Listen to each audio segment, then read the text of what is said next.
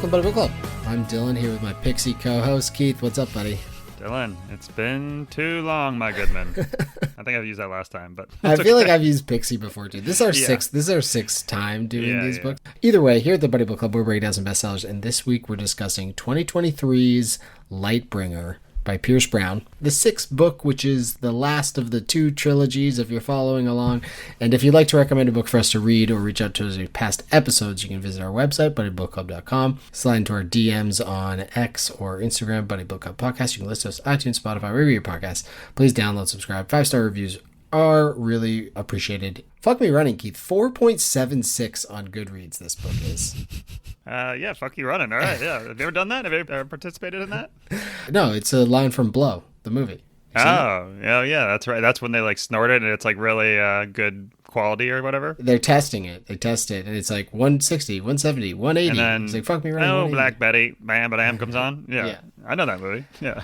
Lightbringer. That's why we're here. Okay, to be clear to all the listeners out there. One, Keith finished this a lot longer ago than I did. I finished it earlier this week or maybe last week.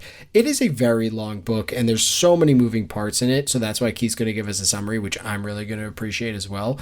But also after looking online at some of the reviews and whatnot, there's a huge following to these books. And we know that, but I didn't realize that so many people felt that this series was their favorite series. Their favorite book was one of these books. They've read them 30 times.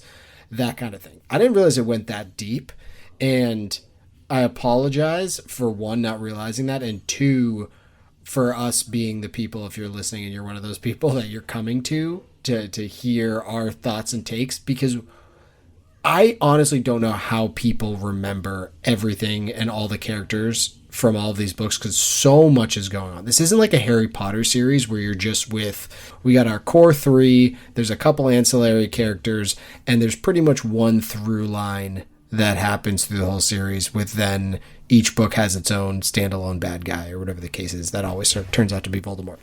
But, this is 10 billion things going on. So if we screw up a name or we forget something that you think was one of your favorite parts and we didn't mention it, I'm sorry. Each one of these last three books was 35 hours long. So I just wanted that disclaimer. But with that, would you like to give us a little bit of summary about Lightbringer? Let me try to buzz through this. Darrow and Cassius are chilling on an abandoned station. They hear several our boys being captured, and they go to rescue them. Little they know, Apollonius is just waiting for them, dominates Darrow in a duel, but Severo comes to the rescue then. Lysander, your boy, rebuilds the Morningstar into the Lightbringer. He turns into Lania and says he'll have his vengeance in this life and the next. They drop into Mars, the bad guys that is. Mars kind of gets dominated. Virginia makes a deal with Lysander, though, to give back Kavik and safe passage for the rest of their army.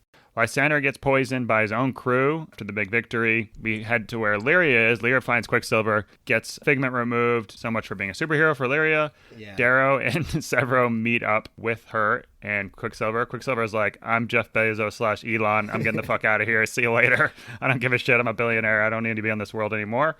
And he's gone. Lysander and the Rim. Lysander heads back with the Rim squad to defend the Rim from Volsum. Sounds sexual. Yeah, that's right. The Rim squad. Volsum Fa is attacking the Rim. Atlas steps onto his ship, pretends he's Helios, takes control of the ships, fucks everything up, fucks the Rim up. Diomedes escapes barely in a pod that Darrow and the gang eventually collect. Lysander's captured and says he'll work with Atlas after he gets captured by them. Darrow and the gang meet up with the daughters. They don't really like him, but they like Severo. We get introduced to another character, Athena, who's another A name for some reason, and we can't get rid of these A names, and who puts Darrow and Diomedes on trial. Lyria goes to Volga, who's been brainwashed, tries to turn her, but she's like, nah. And then she's about to kill Lyria. She decides not to. Darrow emerges, challenges Volsum Fa to a duel, embarrasses up and down. It's kind of like reminds me of the Green Eggs and Ham book where they're just like jumping around. He's like, not here, not here, here. He's just like attacking him at every single place while he's doing that. Okay. Anyways, Volga is put in charge. Darrow and Diomedes make a pact with Lysander. Cassius meets up with Lysander, though, and he's like, let's fuck up Atlas instead. He agrees. They do it. Atlas comes back, gets fucked up. He brings back this weapon, though, Idemi? I forgot the name of it. But that's basically a weapon that can genocide any color. Cassius is like, all right, let's destroy it. And Lysander's like, nah, and kills him instead. Yeah, little One Ring kind of situation. Yeah. Unbeknownst to Diomedes and Darrow, they think they're all in the Allied ship, and then Lysander pulls a fast one, says, "Oh, you attacked me," all this stuff, and then starts bombing the shit out of the rim again, and we leave off there. Does that summarize everything? It ends with Lysander turning around, realizing he's not going to fight everyone, and deciding to go back to the core, and they're chasing him back to the core, or whatever the case is. They're returning to the core. They meaning Darrow and crew. Quick 10-minute intro from us. Yeah, holy smokes. You didn't even necessarily cover, like, so much. Let's go into some stock up, stock down. I guess I'll start. My first stock up is Cliff Notes stock up. I feel like I've stocked this up before. Yeah. And probably for one of these books, honestly. But I'm talking about Cliff Notes for what they're actually intended for, which I think is, all right, I read Pride and Prejudice, but I don't remember all of it. I'm talking back in the day before the internet. So I'm going to get the Cliff Notes so I can kind of jog my memory, as opposed to how we use them, which was don't read the book and instead just read the Cliff Notes. Because even after I read this book, I needed a 10-page summary on it. And I appreciate what you just provided. But instead, I went to the internet and found some guy who did like a 2-hour YouTube video where he pretty much went chapter by chapter. And although I appreciate the video, it was quite monotone, and it was a tough jokes in there? It was Any a tough cracks? listen. No cracks. Just it was No double entendres like what we're known for? This is why they hire professional voice actors to read books, because this was a tough listen, but it did remind me of some stuff. Like Virginia was in this book. I totally forgot the entire first part. I remember the Darrow Apollonius battle with, and then Severo getting freed or freeing himself, whatever the case is. But I forgot that middle portion where Virginia is fighting. I think it was Phobos. I don't know if it was Mars, but it's, Phobos is a moon of Mars. So that was the initial battle. And she's fighting Lysander and his army. And Lysander does that cool move where he's, firing missiles from Earth or whatever the case is. Pretty cool. But then even at that point, Virginia was in the depths of the moon, releasing obsidians from the brig and using them, and she's fighting Apollonius, and all this crazy stuff happened. I honestly forgot all of it until I listened to this guy's thing, because for me, this book was the story of Darrow kind of losing his powers, so to speak, and then finding them. Retraining, yeah. Yeah. There's a couple Darrow montages in the movie that would happen.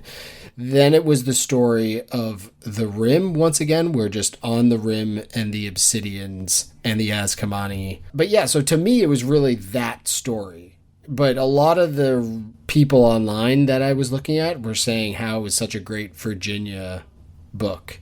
And I was like, the Sovereign wasn't really in it. I mean, she had a bounce back book for sure. She actually did stuff and not got dominated. Yeah, she did stuff and battled. She brought back her Stang. She had more Mustang action going on in this than just being the Sovereign themselves. But, I mean, I'll probably get into it for some love-hates, but I really did need some Cliff Notes for this one because there's just so many moving parts. So, stock up to them. What else do you have for stock up? Mission Impossible facelift stock up. Pardon me? The Mission Impossible when they molds the face to look like the other person. Yeah. The classic Mission Impossible thing. Oh yeah, of course. That's big in this. I mean, let's think of two of the biggest swings are Volsum Fa, who is using the facelift thing essentially, right? Like he's a normal person that's looking like an obsidian. Yep. And then also, is he a normal person or is he an obsidian? He's an obsidian, but he's like a sophisticated, well trained. I mean, they are clearly he's not an obsidian because he is Ragnar's dad, and he is Sephi's dad, and he is. But maybe he was raised. Volga's. I don't know.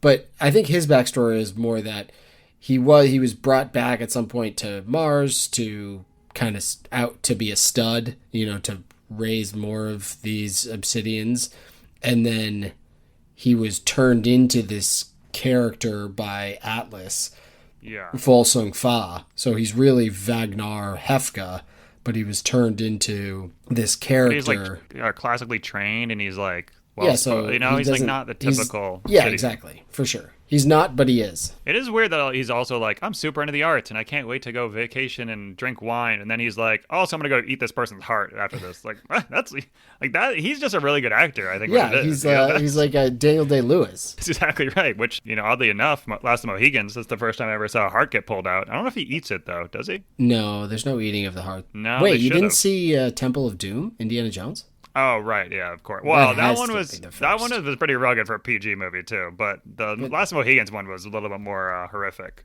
Yeah, for sure. But I'm just saying, in terms of firsts, if we're talking about first. Yeah, no, you're right. You're right. Yeah, okay.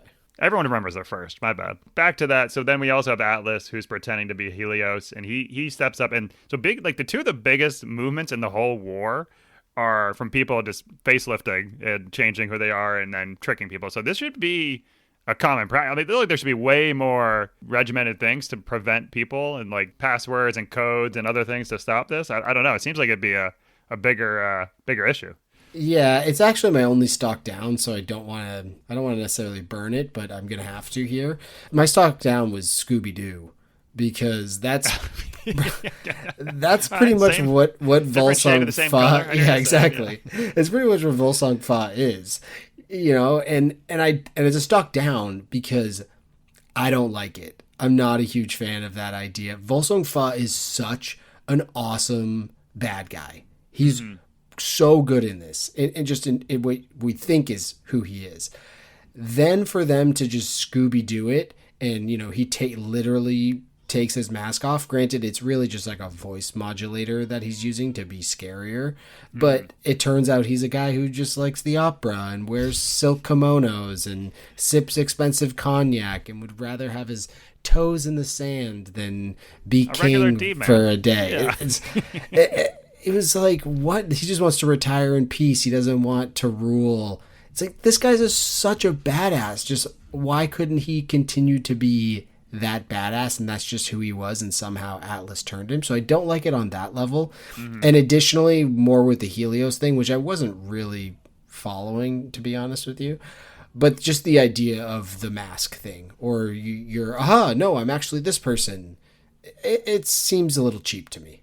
I'm just gonna say it. It seems a little cheap. Granted, I did like the fact that it turns out Atlas was kind of the brains behind this whole bad guy operation, and he's way more dangerous and way more interwoven into what's been happening than we ever really knew.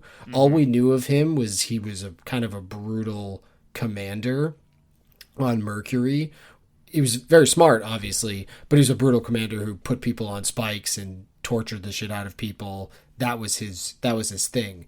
But him having control of the original film of Darrow destroying the dockyards is massive. That's kind of what spurned the whole Rim situation to begin with. Yeah. Most of that stuff. And him poisoning Lysander through someone else so that later he would have that leech on him or whatnot, so that he wouldn't end up being fully poisoned. There's a lot of, he's just so many steps ahead, and having a worthy adversary against Darrow, who always, it seems like in these books, is 2 steps ahead of everyone. So when Darrow comes in, it's like, oh, Darrow knows exactly, he's gonna have some crazy plan that's gonna work out, and to have it be Uno reverse carded on him, where now part of the reason why Darrow is lost is because Atlas is so far ahead of him in this game.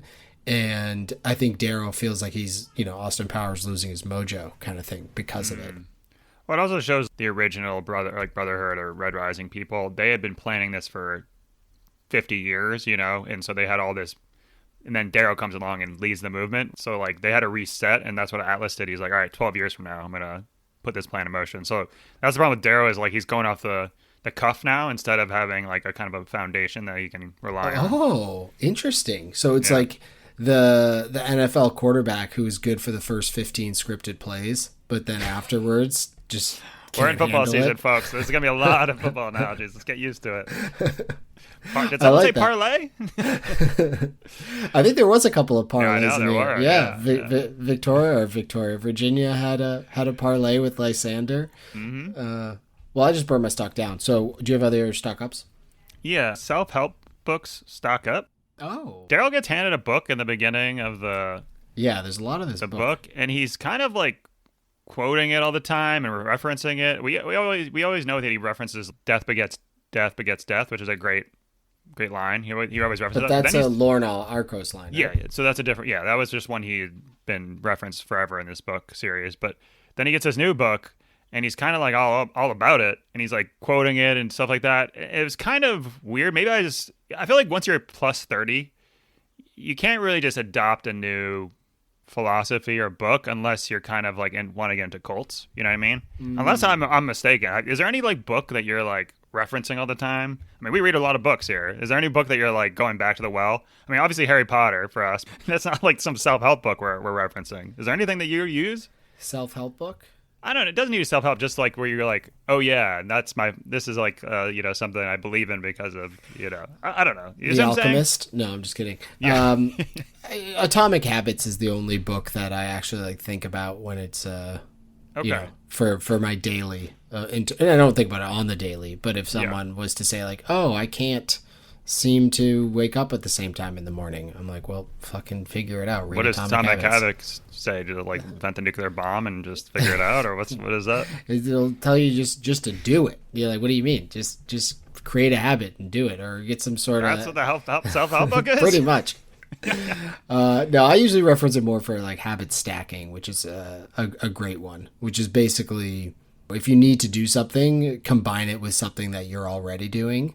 So if you feel like, hey, I don't work out at all, I should do 10 push-ups, then you brush your teeth in the morning. After you brush your teeth, do 10 push-ups every single time. Okay. So when you brush your teeth, it's like, oh, there we go. Brush my teeth, do 10 push-ups. I thought it was going to be more like combining a positive with a negative. Oh, I don't want to do dishes, but I'm going to be able to eat ice cream while I do them. Bang. You know what I mean? Like, Well, that could be it too. You don't want to do the dishes. So some people like to let the ice cream sit for a couple minutes, which is sacrilege. I like my ice cream ice cold.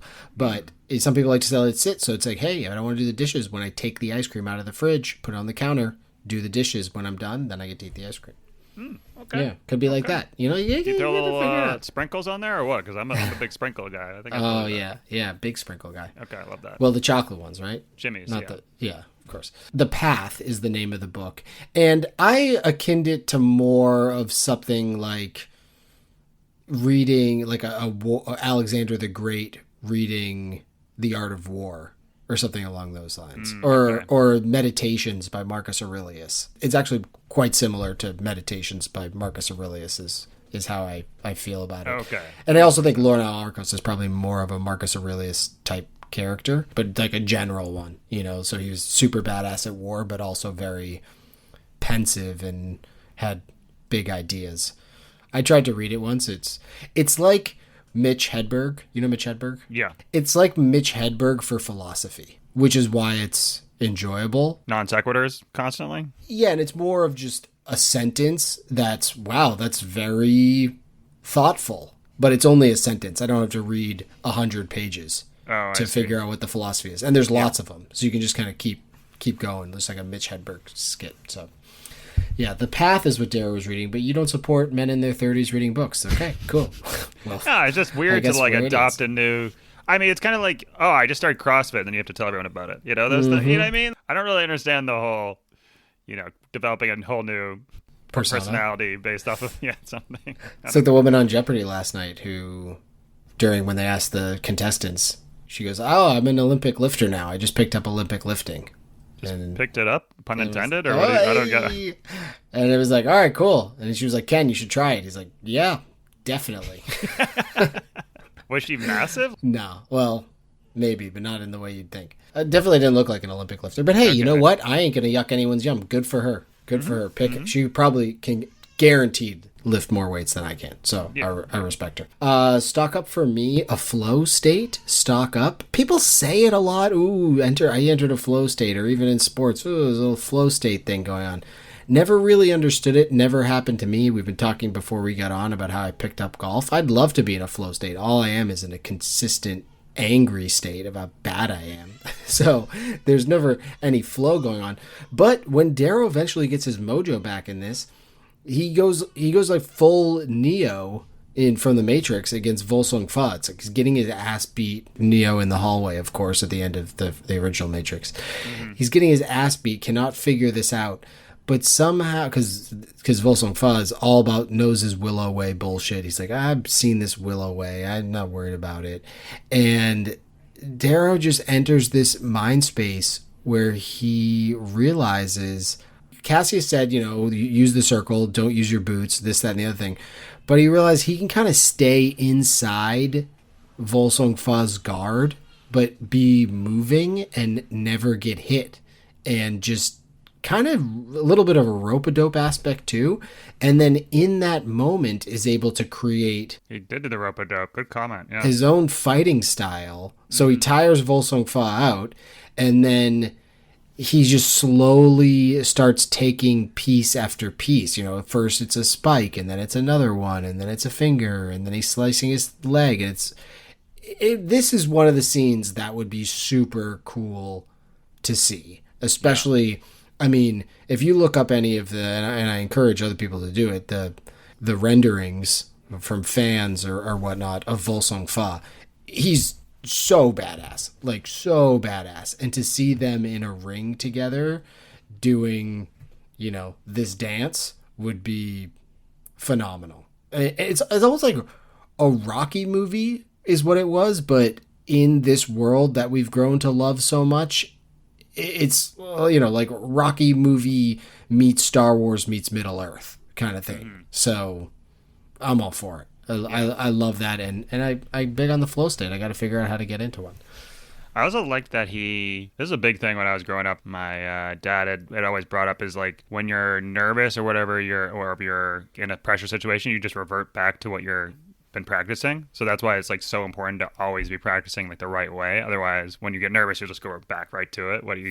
The bad habits. Okay, I like and he went right to the Willow's Way, even though he knew not to, and he was like, oh shit, I forgot, because he's just so used to it that it took him a little while to like snap out of that. So he had to lose himself in it and just re-find himself. And it was the culmination of what had been happening the whole book with him and Atlas and him also not being able to fight beforehand and not doing super well. So it was great. Big fan. My last one was George Washington. Stock up. Familiar with him? I'm familiar. He crossed the river at some point or something, right? His teeth were made of wool. Big Daddy. So he crossed a river, Delaware. George Washington notoriously refused to be king of this country. They were clamoring for him to be the king. And he said, no, that's the whole point of this whole thing was we didn't want any kings. So no, thank you. And he served 2 terms. They wanted him to continue serving. And he said, no, I'm stepping down. This was the whole point of this whole thing was no kings. So I respect the shit out of that. And I also respect the shit out of Darrow, who after this whole Volsung Fa battle, everyone's saying the shamans and whatnot are like, all right, you killed him. So by our ways, you are now the king of the Obsidian, because he was the king of the Obsidian, and now you're the king. And Darrow's like, nah, I don't think so. And basically uses an idea that Volsung Fa was a fake king. So because of that, he wasn't actually king. So Darrow killing him couldn't make Darrow king. So now they have to vote on who's going to rule them, which is some next level thinking, especially I couldn't imagine after just having that battle how your brain would even be intact. But it's kind of like the Harry Potter Elder Wand. This guy kills this guy and this guy kills like yeah. Exactly. And so they just they go to a vote and Volga takes it, even though Darrow pulls another United States trick of basically putting up who he wants to be the leader of the people. Yeah, that's right. He puts all the pressure in the right places to ensure that Volga is the leader. But yeah, either way, George Washington, good for you. Stock up. Thanks for creating that, and unfortunately what it's created. But yes, appreciate you.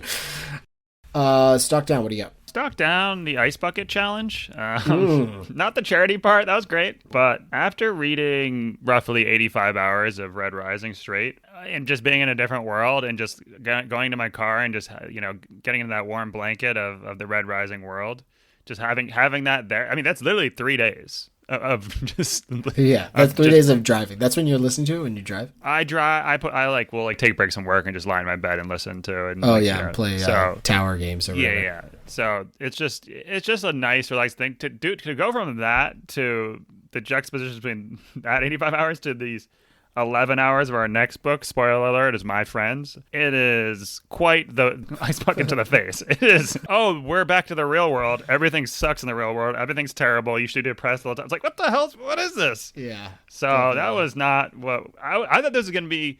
Because the problem, I mean, I'm kind of spoiling the next book, but the problem with when we read Frederick Bachman, it was a really kind of uplifting story the first time we read it. Yeah, Anxious People. Yeah, and you were like, Anxious People is a misnomer. I thought it was going to be super depressing. It is not. And this one is it's My like Friends. them all rallying behind a bank robber or something like that. It was like a Dog Day Afternoon. And I thought it was going to be like the most positive, remember the good old days, and no, this is the worst thing ever. So anyways, terrible transition for us. We're going to have to get back into something after this one. This is, I already missed Red Rising. So. Yeah, it's funny how we've done back-to-back Red Risings, and this is probably, out of our however many episodes, this is one of our longer hiatuses, I'd say as a whole, between the 3 books, just because I think we did the 3 books all summer, and they're just super long books, but because of that, we've been in there. And I read these in much shorter bursts, which is why it took me so long. I'd be listening to a half hour here, and then I'd say, oh, wait, what was that? So I'd go back the last 5 minutes. But I've been in this world for so long that I almost forgot there were other books that weren't Pierce Brown sci-fi epics. And so we, like 2 pages into this new book, I was like, wait, what? Okay, wait, what's happening? Yeah, we're in the real world? I was like, what the hell? We're not in space and people aren't putting each other on spikes. Pull a razor out and stab the person with it? Why would he not do that? Yeah. Yeah, it was definitely some cold water. If you want a real funny ice bucket challenge, you've seen the 50 Cent one. Yeah. Okay. I can read 1 page. Yeah. Yeah, 1 page of Harry Potter book is amazing. It really is. But we had to read 50 hours of just this book, so there we go. And we didn't have to. We loved it. Like I said, I don't have any other stock downs because I did my Scooby-Doo one, and honestly, I couldn't really think of another one. So that's where we are. Okay. Did you have other one? My last one is more of a shot against the bow here. Is against or across? Across. I don't know how do you say that phrase. Yeah, D-Man's clairvoyancy, stock down. And to reference my dad again, I always thought that word was clairvoyancy because he has a Boston accent. Because he'd say clairvoyancy. Yeah. And I was like, he said, what are you, clairvoyant? And I'm like, I don't know what that means, but I assume it means, but it's Claire apparently. So anyways, the last episode while I was editing it, I got a few quotes from D-Man, such as, Lysander is like Luke Skywalker, quote unquote. He's a good person, quote unquote. I'm rooting for him, quote unquote. I will take your apology now, because I've been on the Lysander's a huge bitch from day one, and I want the apology. Where is it? Well, Lysander, although kills Cassius, I mean, he doesn't directly do it. Kind of uses it. Well, he does. But I meant he does, but also Cassius, he does it in a fake way. It's not like he goes and they have a razor battle and he kills him. He waits until he's pretty much dead. Yeah, exactly. And then pulls out a gun and shoots him. Yeah, he might as well shoot him in the back. Indiana Jones. He does the Indiana Jones move. I did think that was really interesting writing there, too, when he kills him, because he's like, I didn't know if Cassius was actually going to kill me or not. Like, because Cassius gets an inch away from killing Lysander before he is able to, like, shoot him 6 times to kill him. And he's like, I don't know if he did, and if he like fell on me or if he hugged me like a brother. Like, I don't even know. It's going to mess Lysander up for sure. A lot of therapy. But I was not happy there. For sure not. Because when Lysander came back into the fold, when Darrow and Diomedes and Cassius came to him, I was like, this is what I'm talking about. Lysander's been under the heel of Atalantia or whatever that woman's name is, and Atlas, and now he's found a way out. He's seen the light, so he's found a way out. And for him to turn heel in that moment, it definitely felt like a WWE type situation. Yeah.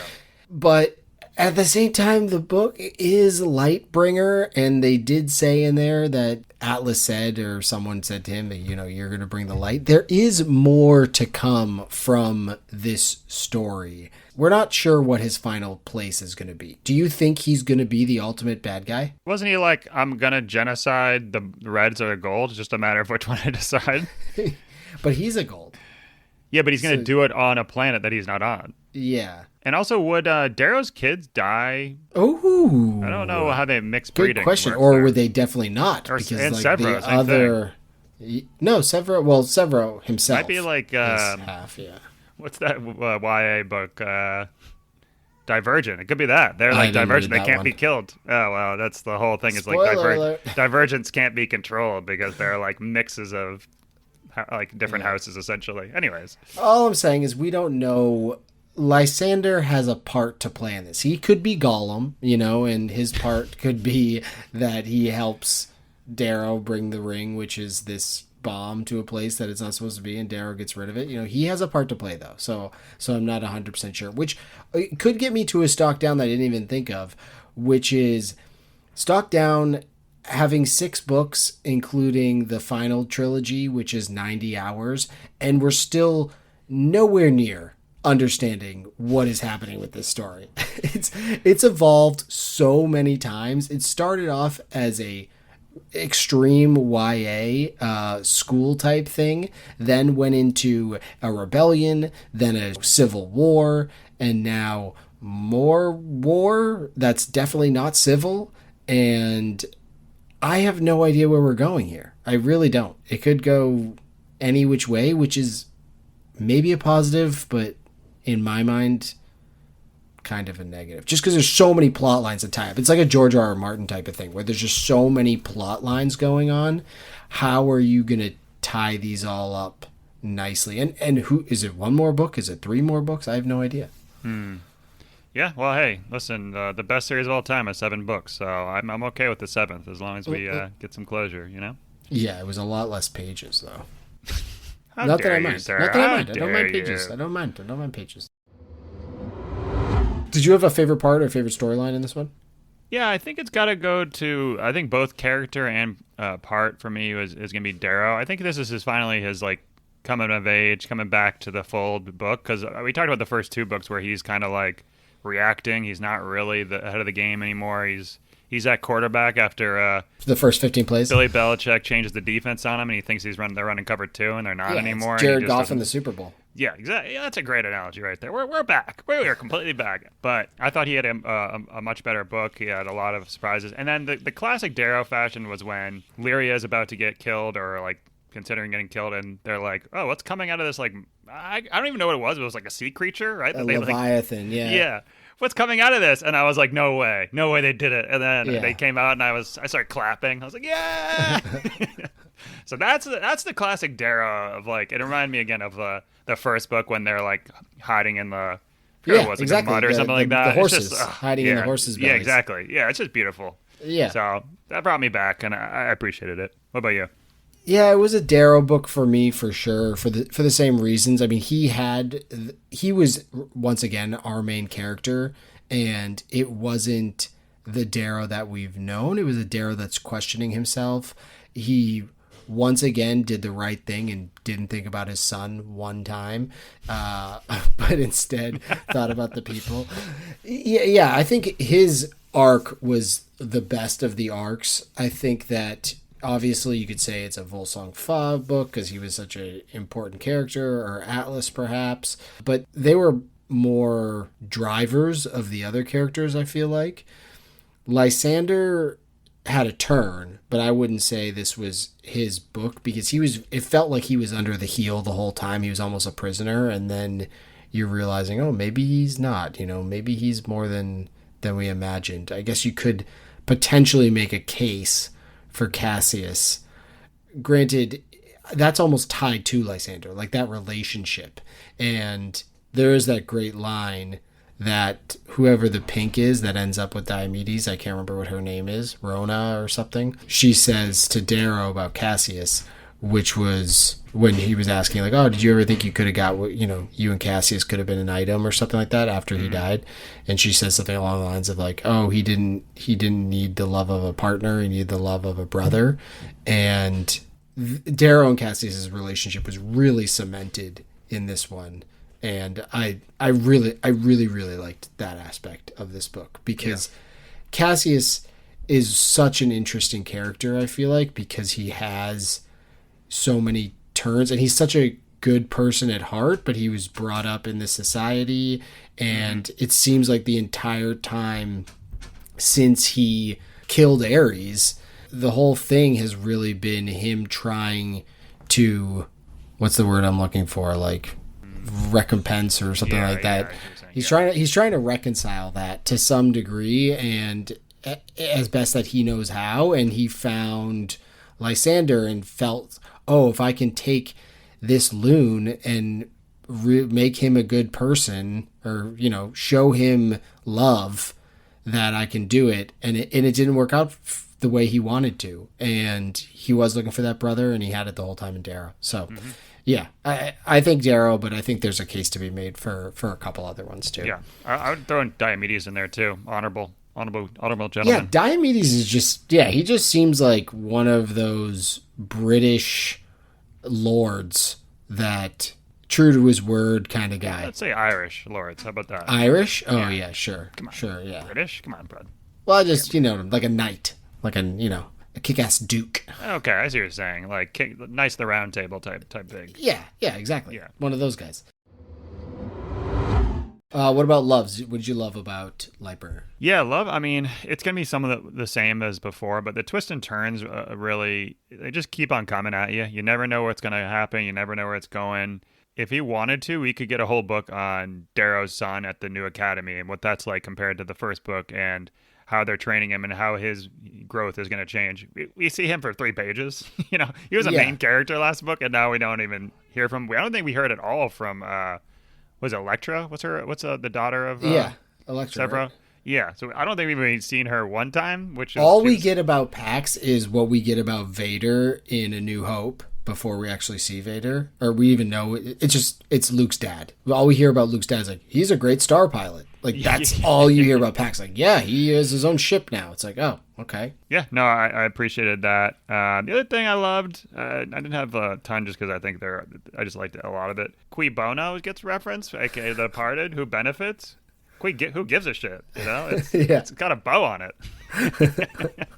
Anytime the Departed reference comes up, I'm gonna love it. We were scrolling through some movies. When you're in that right before September started, there's no new TV or anything on. Football hasn't started yet. I'm talking to the wife. I'm like, hey, what do you want to watch a movie? She's like, yeah, maybe. I scroll across The Departed. I was like, oh, done. Let's watch Departed. Yeah, she's like, so I don't good. think so. She said, I don't think so. I was like, you don't think so? I got up. I started making the guest bed. Said, all right, huh? You don't think so? That's funny because it's going on. That's the fact of the matter.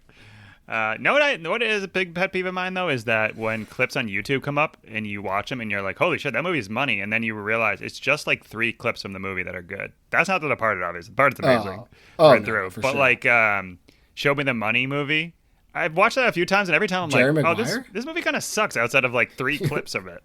You're watching Jerry Maguire. I watched it times? recently. Wow, I always think it's better than it is. That's one of those ones that tricks you. But there's like a bunch of those movies that trick you that have like really good 1 or 2 really good scenes that you'll see on YouTube that pop up, and you're like, oh, I gotta rewatch that. And then you watch it, and you're like, oh, this movie sucks other than like this one clip.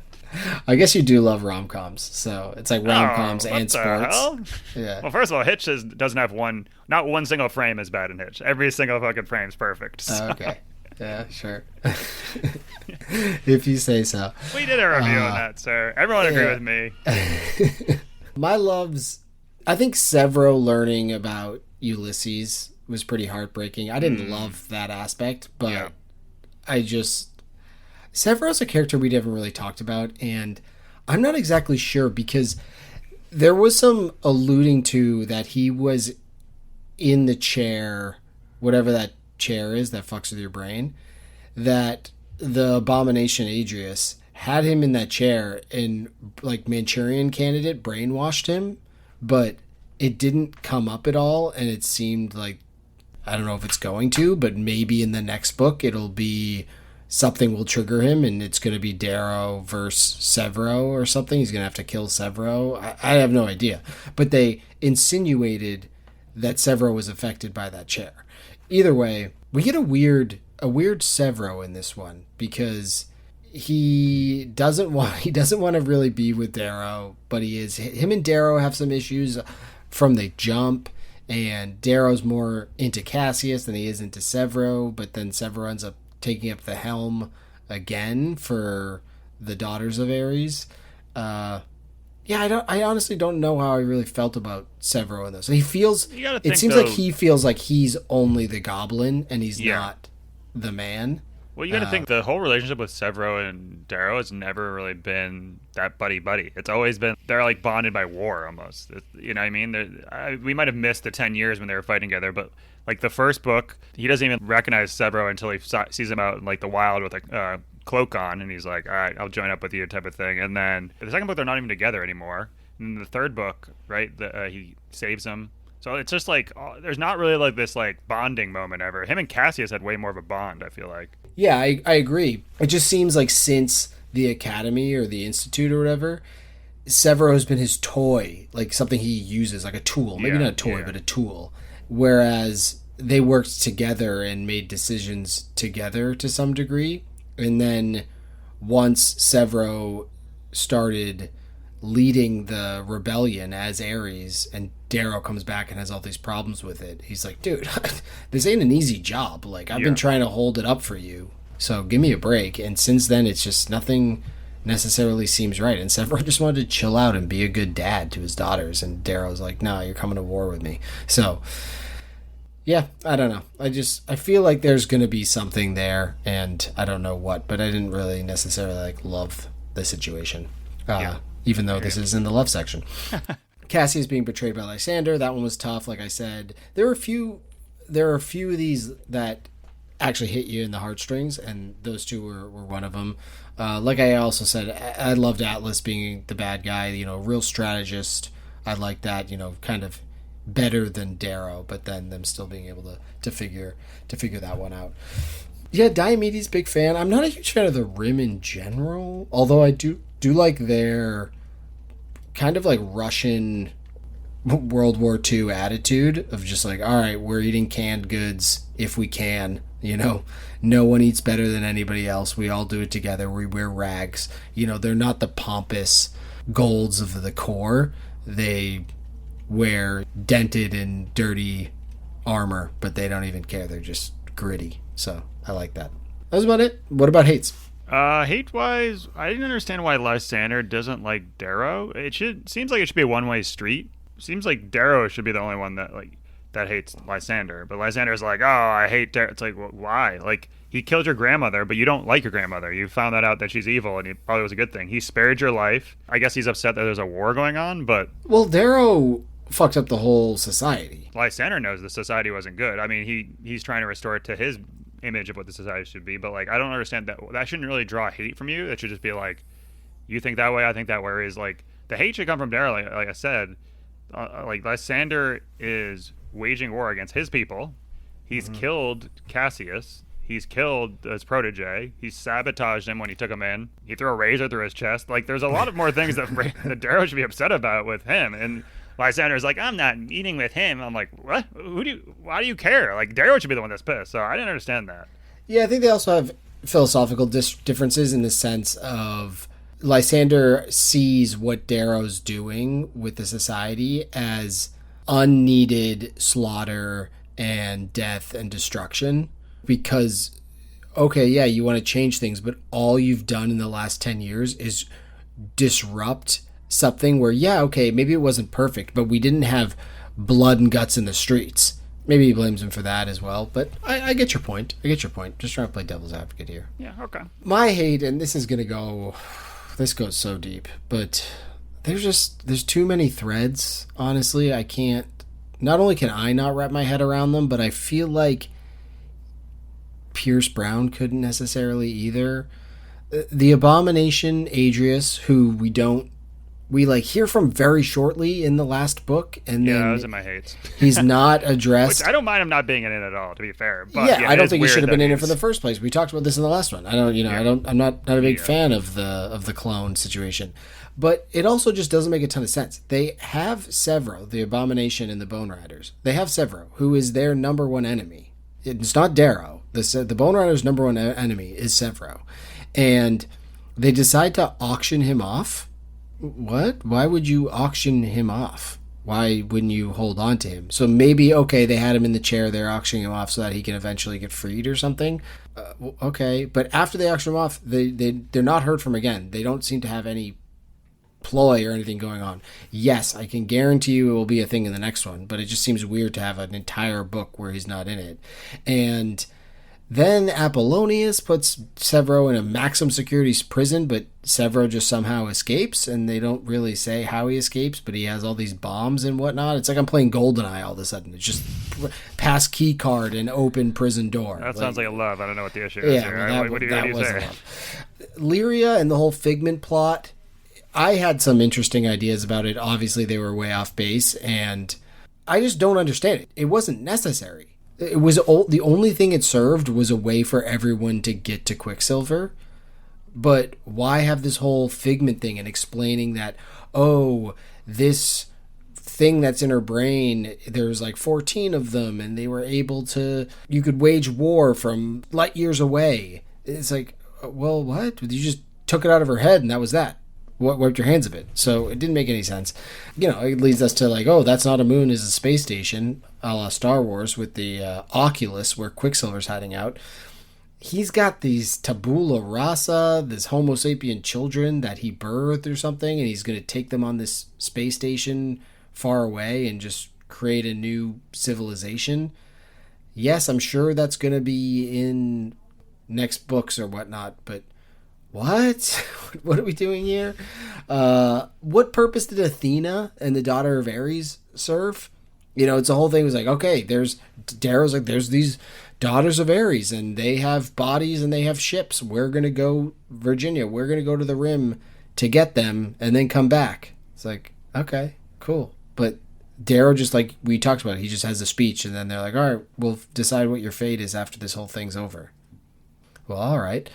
It's just there's so many things that didn't seem to make a ton of sense. And even the docs video that I talked about before, it was, Atlas had done it, but then someone else said that someone else did it. That was confusing. Also, even in smaller detail, the Volsung Fa being Ragnar's dad, which he is, but Ragnar's said he never saw his dad, or he did see his dad once, and they did something, and Sephi's like, oh yeah, we went fishing with him or something along those lines, but Atlas is like, they never saw him. So these are all in different books, but You're confusing the shit out of me. So. Exactly. They contradict each other. There's just too many contradictions where I feel like he has so many threads going on that he's trying to like weave them together, and sometimes there's a miss.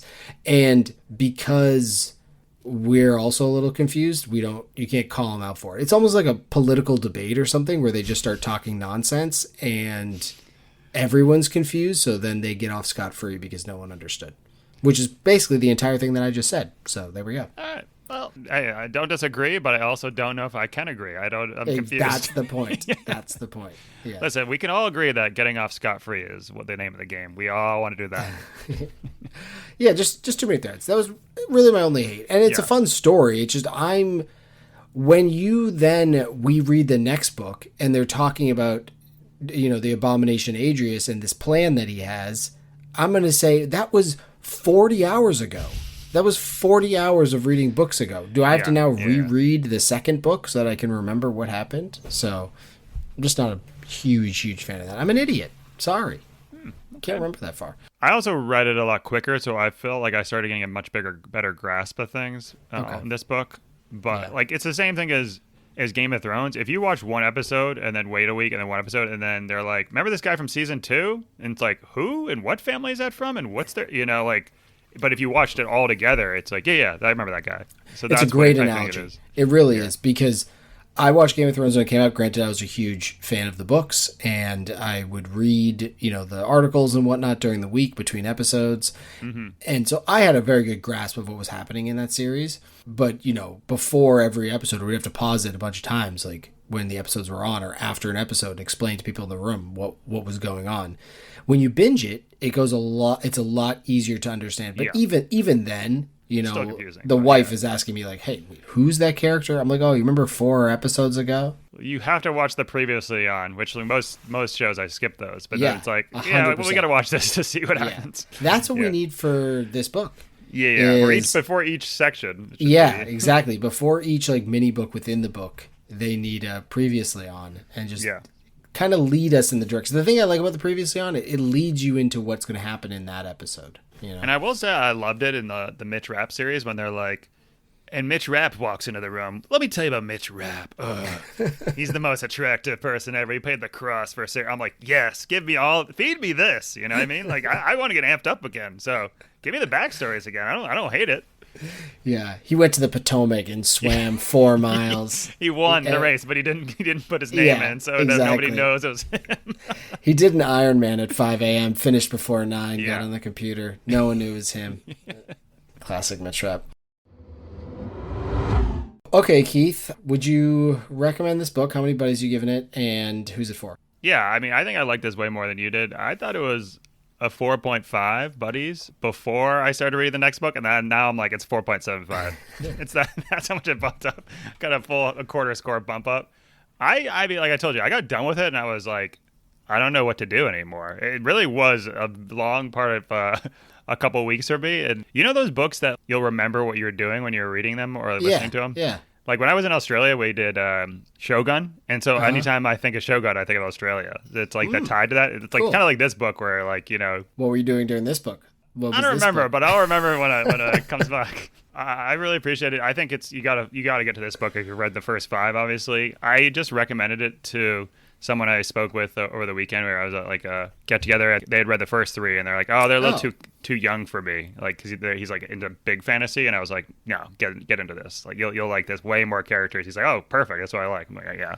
So that's the person. Yeah. I was talking to a buddy who's a big Brandon Sanderson fan. And I was like, I think the second trilogy might be on that level, you know? Yeah. So I gave it 4.25 buddies. I liked it a lot. I think my qualms are more of, we're having a conversation here, and if we were just going to sit here and JO each other about it, that's not really that interesting. But at the same time, I do have some issues with it, which is why it's not a 5. I think my biggest issue is with the fan base, that they all hate Red Rising and love all the other books. Because I fucking loved Red Rising. Yeah, I don't get that. It makes me feel like I'm the biggest idiot that they say, oh, that was a dumb book about one little thing, and now there's so many more things going on. Great. That's why Star Wars is great. So maybe I was just a little spurned because everyone was saying, and I'd say everyone, but a lot of people were saying this was the best of all the books. And I thought Morning Star, if you're going to be on those lines, like Morning Star was better in my mind. But yeah, that's just how I feel. But that's the best part about all this stuff, is we get to sit here, we get to debate about it, we get to hear from people and hear what they got to say. So yeah, 4.5. I mean, there's no real reason to say who it's for. If no one's picking this book up that hasn't picked up the other ones, would be psychopath. So imagine, Jesus. Yeah, so that's what it's for. And unfortunately, that's the end of the saga for now. I don't know when Red God, I think that's the next one. I don't know when that's even coming out, but this was 2023, so yeah, maybe next year he's going to be working on it. But if that isn't the culmination, then what are we going to have to wait another? We're going to be like 80. It's going to be another George R. R. Martin situation. Don't you say that. Don't you dare. So, Keith, that was Lightbringer. What do we got coming up next? I already referenced it a little bit earlier, but we got My Friends by Frederick Bachman coming up. Strap in for the real world. So I don't know how we've somehow fallen into like 7 books about art in the last year. How does this happen to us? I don't know how it's possible. I mean, this is going to be a spoiler for the next book. Can you name one famous artist currently that's alive other than Banksy? Just one. That's all. No. So it doesn't make any sense that they're famous artists. Unless they're a Teenage Mutant Ninja Turtle, I don't fucking want to hear about them. Okay. Oh, that's very well said. Yeah, it's just funny when it started with this art stuff. I was like, wait, this is another art book. We are meat and potatoes kind of guys, and we somehow are falling into our 7th book about art. Only one of them was on purpose, I think. And that was more about an art heist than art itself. Right. That's a good call.